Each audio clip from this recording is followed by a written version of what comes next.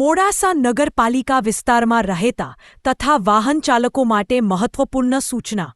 Modasa Meghraj road 4 રસ્તા એટલે કે ટાઉન હોલ ચોકડીથી લઈને મોડાસા શામલાજી રોડ પર આવેલા ડીપ વિસ્તાર 4 રસ્તા સુધી, ખાસ કરીને ડીપ 4 રસ્તાથી મોડાસા 4 રસ્તા તરફ આવતો એક તરફી માર્ગ ભૂગર્ભ ગટર યોજના અંતર્ગત કાર્ય શરૂ થનાર છે.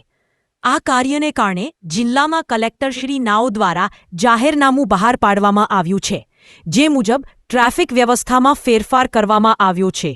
જાહેરનામા મુજબ હજીરા તરફથી આવતા 2 વ્હીલર અને 4 વ્હીલર વાહનો માટે ડીપ ચોકડી, ધુણાઈ માતા રોડ, પાવન સિટી તરફનો ડાયવર્જન રૂટ અપનાવવામાં આવી છે.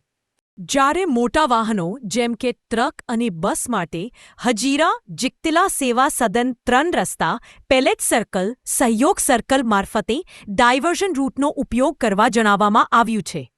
નગરપાલિકા અને જિકતિલા પ્રશાસન દ્વારા જનસામાન્યને વિનંતી કરવામાં આવે છે કે કામગીરી દરમિયાન ટ્રાફિક ડાયવર્ઝનનું પાલન કરી સહકાર આપવો અને અનાવશ્યક અસુવિધાથી બચવું. આ હતી મોડાસાથી મહત્વપૂર્ણ જાણકારી.